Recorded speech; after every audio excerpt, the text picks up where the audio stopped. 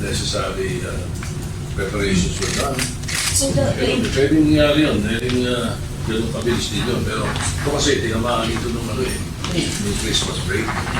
So SP, you can convene basta may session po. Tama?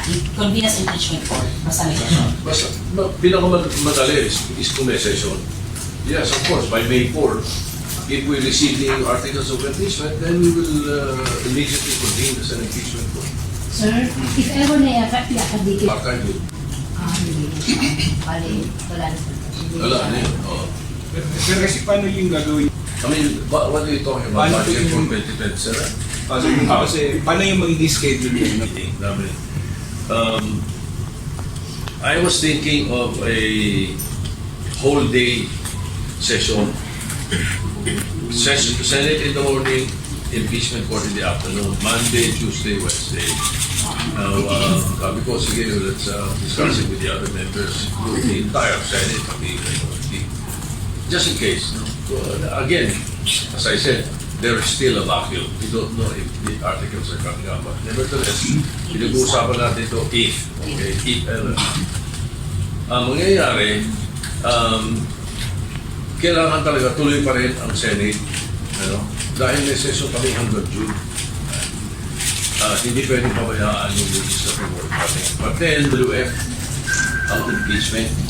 And Tuesdays, Thursdays, ang Senate. So the Senate, if ever, we do agree, and all the members agree, we need the consent of the majority of the members of the Senate.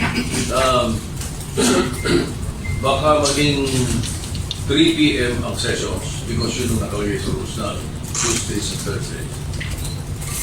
3 p.m. to Sabbath. And then, ang impeachment court, based on the impeachment rules, is 2 p.m. up. At 2 p.m. Yun yung nakalagay sa rules, sa current rules. And double And the rules of court are submitted.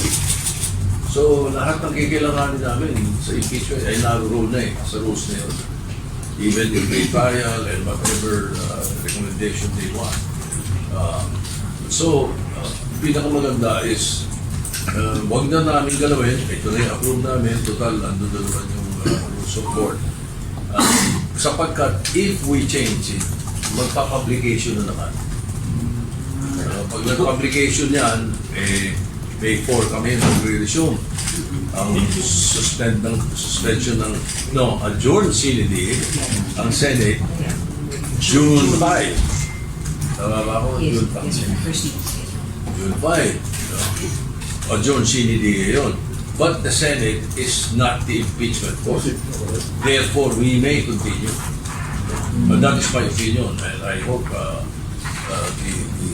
legal minds of the Senate would agree. As long as nakapag-convene muna kayo Basta before the break. convene kami before the break. I'm sure we will convene before the break if ever the House transmits to us the articles of impeachment. What if the House transmits the articles of impeachment na naka-break na kayo ng June? What will happen next? Can you still convene as impeachment even if naka-break kayo ng June? Ay pag-aaralan na yan.